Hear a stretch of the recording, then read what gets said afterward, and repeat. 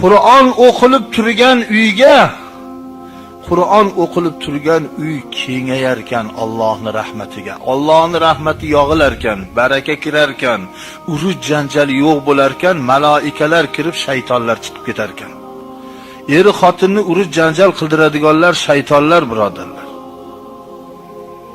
Eri munda quyuribdi deydi. Xotini munda. Ana shu har xil narsani yuragini kelib zirqtirib, har xil vasvaslarni solib, ba'zi ayollarni jinni ham qilib qo'yadi. Ba'zi erkak ham shunday jinni bo'lib qoladi. Nima ish qilib qo'yganini bilmaydi. Halol xotinni ushtalab qo'yib yuboradi. Yo ash Qur'on o'qilib turilsin uylarda. Qur'on o'qilsin. Qur'on o'qilganda jinlar chiqib ketar ekan, shaytonlar.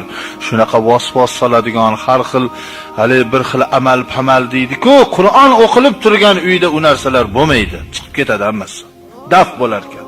Va uyda baraka bo'lar ekan. Eri xotin oila ittifoq bo'lar ekan. Qur'on o'qilmagan uydan farishtalar chiqib ketar ekan. O'rniga shaytonlar ko'p kirar ekan. Baraka bo'lmaskan o'rnini tanglik, barakalik, urush janjal, g'idi-bidilar egallaverar ekan. Shuning uchun uy xonadonlarda tilovat-u Qur'onlar o'qilib tursin. O'zingiz, bolangiz o'rganing, biling. Yoshlar, yoshi o'tib qolganlar bilganini yodlab o'qiversin. İmam Ahmed eterler.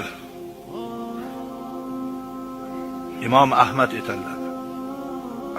Ahmed ibn Hanbal 20 yil zindonda umrlari o'tib, zindonni bitta davolini to'g'ri joy qolmay hammasiga hadislar yozib o'rgan ekanlar. 7000 hadisni zindonni davoliga yozib o'rganlar. Ana shu İmam Ahmed zindonda yotib ham Allohni tushimda ko'rdim deydilar. Qarang. Allohni bir nuri jilo berib ko'rinadi ko'zga. Tushda. Kimki shunday ochiq bir nurni ko'rgan bo'lsa, Allohni ko'rgan bo'ladi. Ana shu tushimda deydilar, Allohni ko'rdim va aytdim, "Ya Rabbim, men bu holda qay ibodatni ko'p qilay? Ey Ahmad, Qur'onimni ko'p qilgin, tilovat Qur'on qilgin. Ko'p Qur'on o'qi. Bilib o'qigan a'lomi, bilmay ikkoviga baravar savob. Ma'nosini bilganda, ma'nosini bilmaganda baribir bir xilda savob. Bir-biridan kam bo'lmaydi."